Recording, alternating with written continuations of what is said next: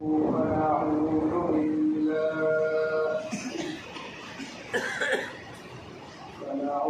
بالله من شرور أنفسنا من يهده الله فلا مضل له ومن يضلله فلا هادي له ونشهد أن لا إله إلا الله وحده لا شريك له ونشهد أن محمدا عبده الله ورسوله الذي أرسله بالحق بشيرا ونذيرا وداعيا إلى الله بإذنه وسراجا منيرا أعوذ بالله من الشيطان الرجيم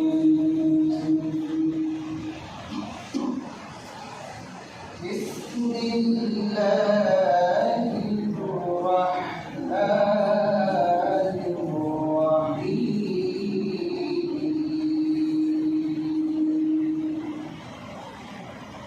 الله أعلم حيث يجعل رسالته إن الله وملائكته يصلون على النبي يا أيها الذين آمنوا صلوا عليه وسلموا تسليما اللهم صل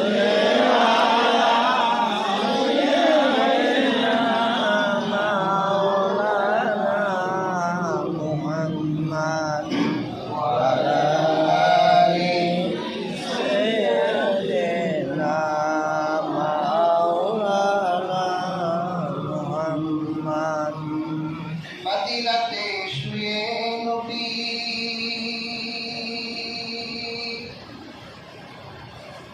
মতের দরুদ শুনতে পান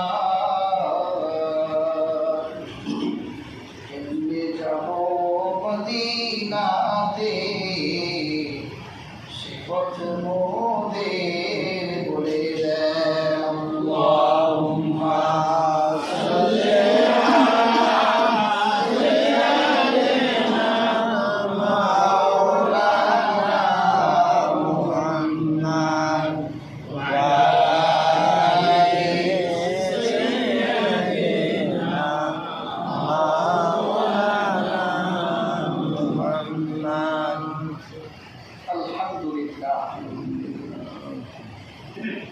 প্রশংসা করছি সে মহান আল্লাহ তাবারাকা ওয়া তাআলার নিকট যিনি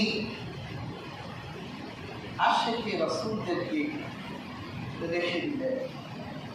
আলহামদুলিল্লাহ আমরা রাসূলুল্লাহকে ভালোবাসি না? ইনশাআল্লাহ রাসূলুল্লাহকে ভালো না বাসলে মুমিনই থাকা যাবে না। ভালোবাসার সীমানা কেমন হবে? নিজের সম্পদের থেকে বেশি, নিজের বাবা মা থেকে বেশি, নিজের সন্তান থেকে বেশি, এমনকি নিজের জীবনের থেকেও বেশি। নিভৃত করে একদিন চক্ষু বন্ধ করে একটু পরীক্ষা করবেন যে আপনি আসলে আশিকে রাসূল কিনা, আসলে নিজের জীবনের থেকে বেশি ভালোবাসতে পেরেছেন কিনা। একদিন নীরব নির্ভীকে বসে একটু পরীক্ষা করবেন। যদি দেখেন যে না পারবে, বিনা প্রশ্নে বিনা বাক্যে নিজের জীবনের চেয়ে মুহাম্মদ সাল্লাল্লাহু আলাইহি ওয়াসাল্লাম প্রিয়, আপনি মুমিন। আর যদি সিদ্ধান্ত নিতে ভুল করে, মনে রাখবেন আপনি মুমিন নন।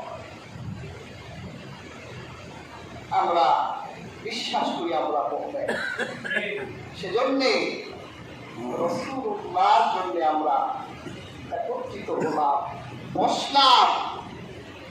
এই মাহফিলটা নূরের মাহফিল হয়ে গেল। সুবহানাল্লাহ। অবাক হবে, এই পৃথিবীতে যত নবী এসেছে, যত কিতাব এসেছে, সকল নবীর কাছে রাহমাতুল লিল আলামিনের বার্তা ছিল। সুবহানাল্লাহ। আমার আব্বা একটু আগে সুবহানাল্লাহ ওয়াজ করলো না? তারপর আপনারা সুবহানাল্লাহ বলতে কৃপণতা করে দিলেন। রাসূলুল্লাহ বলেছেন, এটা তামলাউল মিজান, আকাশ আর জমিনের মাঝখানের ফাটাগুলো ভরে যায়। সুবহানাল্লাহ। বিশ্বাসে কমতি থাকলে বলবেন না, আর যদি পূর্ণ বিশ্বাস থাকে এক সুরে সমস্বরে বলবেন সুবহানাল্লাহ। পৃথিবীর প্রত্যেকটি আসমানে কিতাবে রাসূলুল্লাহর কথা এসেছে। নবীজিও নিজের জন্মের কথা সাহাবীদেরকে বলতেন। একটা হাদিসে রাসূলুল্লাহ বলেন, আমি হলাম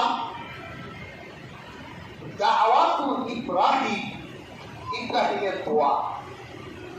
রাসূলুল্লাহ বললেন যে আমার বাপ ইব্রাহিম আমার জন্য দোয়া করছেন, এই জন্য আমি এসেছি। সুবহানাল্লাহ। হযরত ইব্রাহিম কাবার ঘর নির্মাণ করলেন, ছোট্ট বাচ্চা ইসমাইলকে সাথে নিয়ে বাপ বেটা দুই হাত আকাশে তুললেন, আল্লাহর কাছে ফরিয়াদ করতে লাগলেন। এক পর্যায়ে হযরত ইব্রাহিম বললেন, রব্বানা ওয়া বা'আথ ফীহিম রাসূলান মিনহুম ইয়াতলু আলাইহিম আয়াতিকা ওয়া ইউআল্লিমুহুমুল কিতাবা ওয়াল হিকমাহ ওয়া ইউযাক্কিহিম ইন্নাকা আনতাল আজিজুল হাকীম। হে আমার প্রতিপালক, তাদের ভিতর থেকে এমন একজন রাসূল প্রেরণ করুন, অর্থাৎ আমি ইব্রাহিম আমার ছেলে ইসমাইলের বংশ থেকে এমন একজন রাসূল এই আরবের মধ্যে আপনি পাঠান, যে রাসূল তাদেরকে আল্লাহর কোরআনের তেলাওয়াত শোনাবেন, কিতাব শিক্ষা দিবেন, হিকমা শিক্ষা দিবেন, আর পাপী মানুষগুলোকে ধরে ধরে নিষ্পাপ বানাই দিবেন। সুবহানাল্লাহ। রাসূলুল্লাহ বলে, আমার বাবা ইব্রাহিম দোয়া করেছেন, আমি ইব্রাহিমের দোয়ার পত্র। এজন্য হুজুরদের কাছে দোয়া চাইবেন, আল্লাহ যেন একটা নেককার সন্তান দেয়। আল্লাহর হাবিব বলেন, বিশারত ঈসা, আমার ভাই হযরত ঈসা আমার দুনিয়ায় আসার সুসংবাদ দিয়েছে। হযরত ঈসা একদিন বনী ইসরাঈলদেরকে ডেকে বললেন, ইয়া বনী ইসরাঈল ইন্নী রাসূলুল্লাহ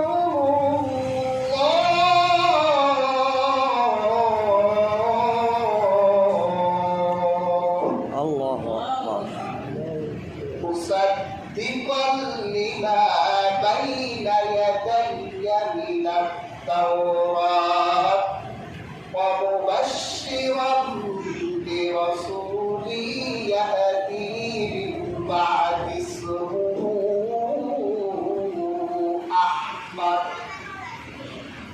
ইসরাইলেরা আমি আল্লাহর রাসূল। ইসরাইলরা আমি আল্লাহর রাসূল। শুধু তাই নয়, মুসার কিতাব তাওরাতের সত্যও জানে। আর শুনে রাখো, অনতি বিলম্বে আমার পরে একজন রাসূল আসবেন, তার সুসংবাদ দিলাম। শুধু তাই নয়,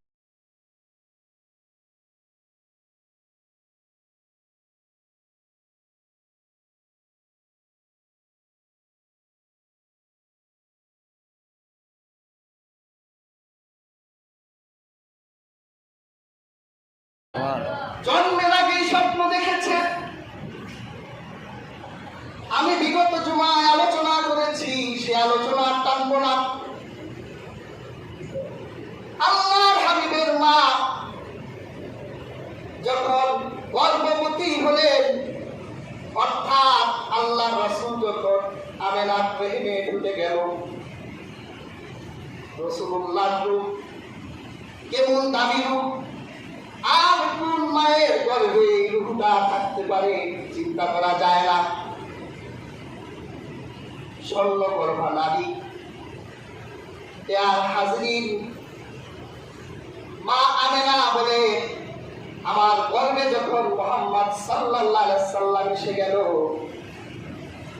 তখন থেকে আমি রাসূলুল্লাহর বরকত পেতে লাগলাম। আমার নবীদের বরকতের নবী, আমার নবীদের রহমতের নবী, তার মাই সবার আগে টের পেয়ে গেল।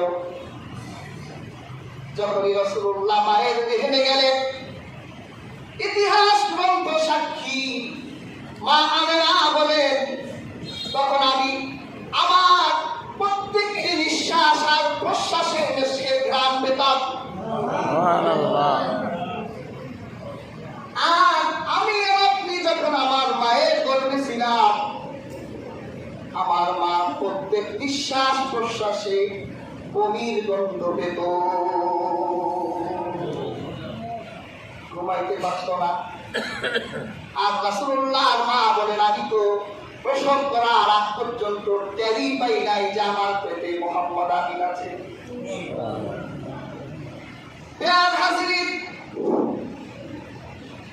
আল্লাহর হাবিবের মা বলেন, আমি যদি আমার মুখে থুথু ফেলতাম, তাহলে দেখতাম আমার থুথু থেকে মিশকের ঘ্রাণ বের হয়ে চারদিকে প্রবাহিত হচ্ছে।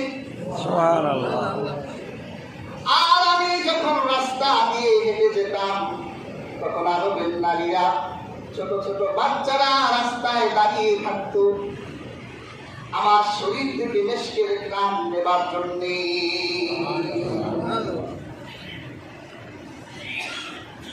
হাজরিন,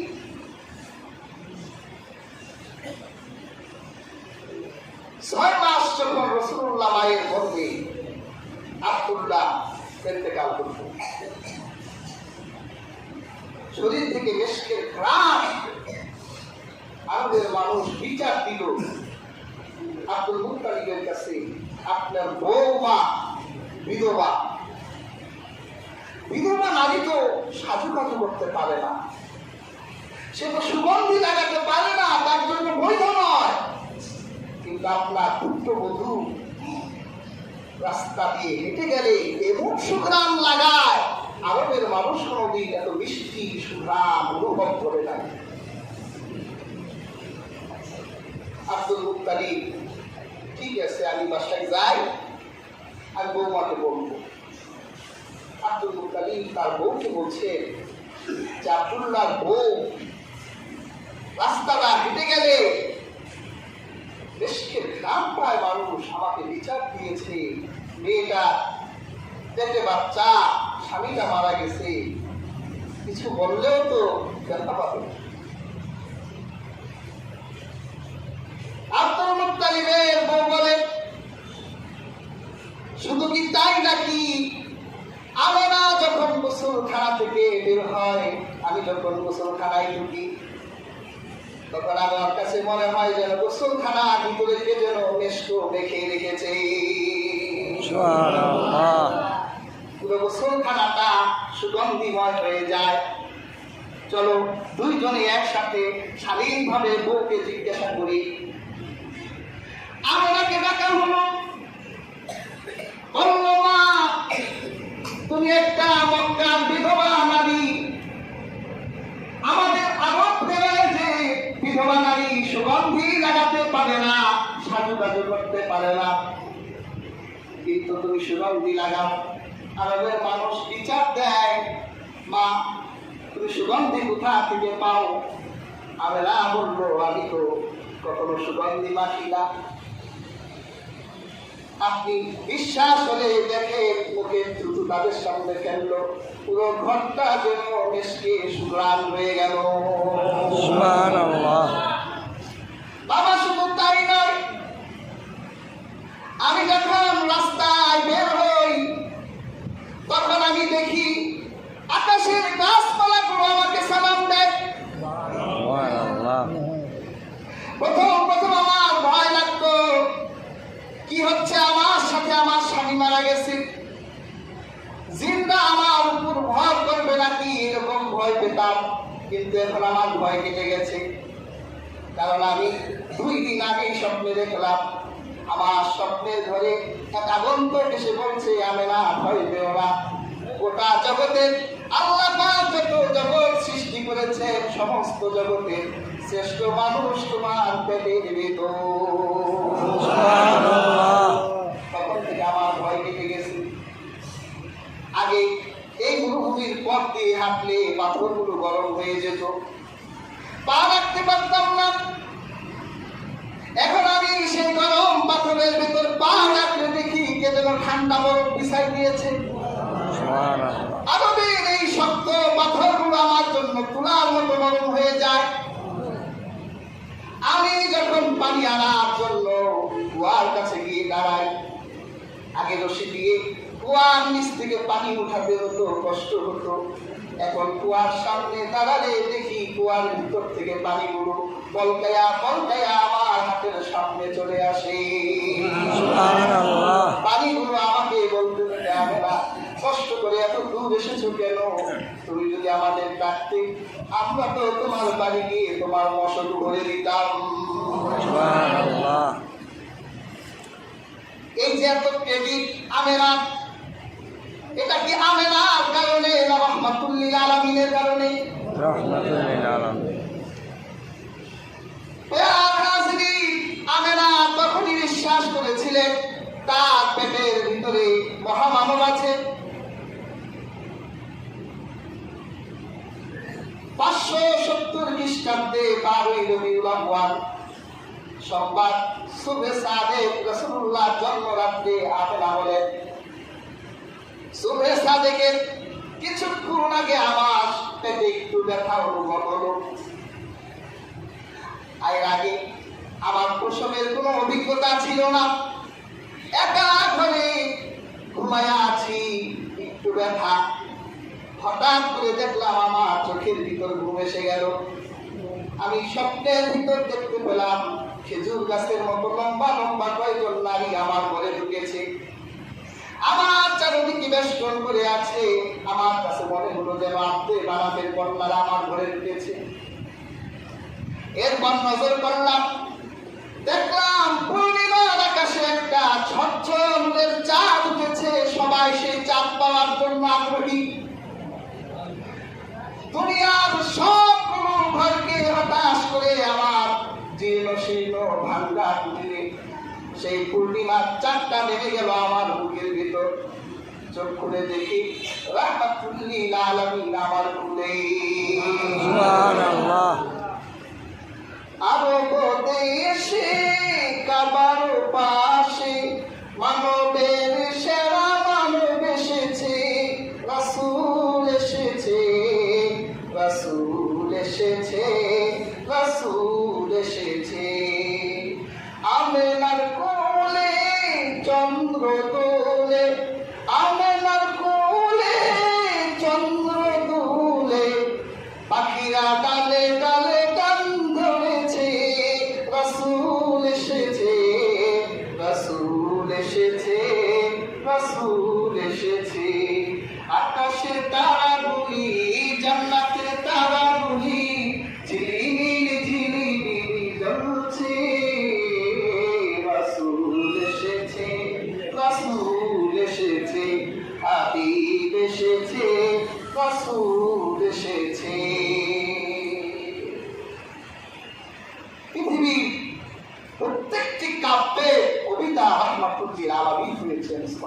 সুবহানাল্লাহ। কাজী নজরুল সবচেয়ে বেশি রাহমাতুল্লিল আলামিনকে নিয়ে লিখেছেন। কাজী নজরুল বলেন, তোরা দেখে যা আমেনা মায়ের কোলে, মধু পূর্ণিমারি শ্বেতা চাঁদ দোলে। তোরা দেখে যা আমেনা মায়ের কোলে, উষার কুলে যেন রানা রবি দোলে। ফুল মাখলুকে